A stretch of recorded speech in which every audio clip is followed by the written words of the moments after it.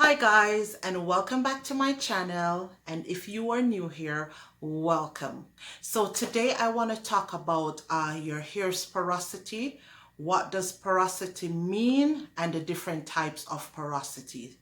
So if you are interested in seeing this video, stay tuned for the rest. So in the natural hair community, when you hear people talk about porosity, all that simply means, guys, is just your hair's ability to absorb and hold on to moisture. Example, moisture from your products or moisture from water. So low porosity hair is hair that does not easily allow moisture in and out of the hair strands. Because these hair strands has tightly bound cuticle layers, it does not allow moisture in easily.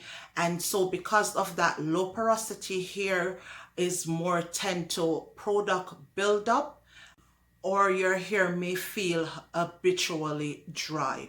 So I will be inserting a picture of what a low porosity hair strand look like. And also, one of the secrets to getting moisture into your low porosity hair is to make sure that before you apply your moisturizer, that you spritz your hair with warm water. What the warm water does is to help open up your hair's cuticle, which makes it a little bit easier for your hair to absorb the moisture from the product.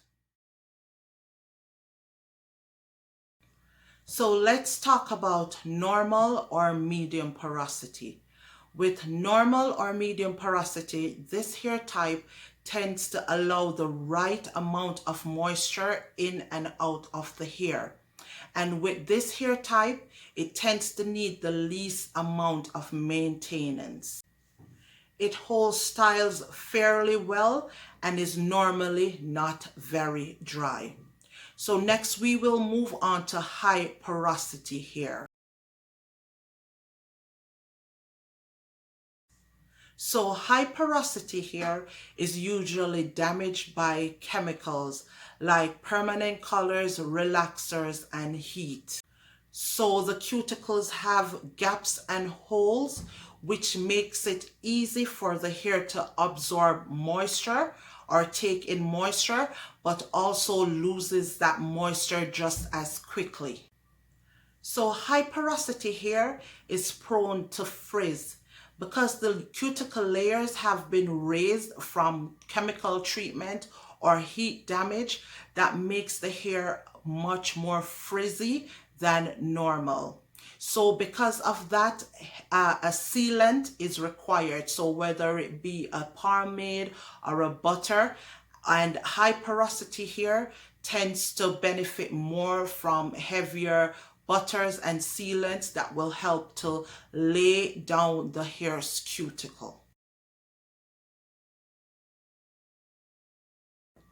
So some of the characteristics of low porosity hair is that it takes longer to dry after your hair has been wet, and it is prone to having more product buildup than a normal hair porosity. It creates single strand knots much more easily, and it also takes a little bit more effort to stretch. So the shrinkage with low porosity hair tends to be closer to the scalp than normal porosity hair. So some of the characteristics of medium porosity hair is that it holds on to product fairly well, and your hair will stay moisturized for at least a couple of days. So medium porosity hair will have moderate tangles and knots, nothing major. And also it will stretch with some effort because the shrinkage is not as bad as with low porosity hair. And also medium porosity hair holds styles fairly well. So some of the characteristics of high porosity hair is that it dries quickly after being wet, it tangles very easily, and it is more prone and it breaks easily with tension, whether wet or dry. You might be wondering how to figure out your hair's porosity. And one of the tests that you could do to figure out what your hair porosity is to get a clean strand of your hair and a glass of room temperature water. And what you would do is to drop your hair into that glass of water. And if your hair sinks to the bottom, you have high porosity hair. If the hair only goes midway, it means that you have normal or medium porosity hair. And if your hair floats on top, that means you have low porosity hair.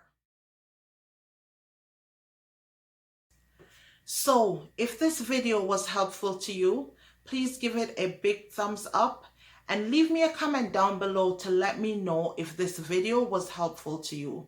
And also, please don't forget to subscribe to my channel. And thank you guys. See you in the next video.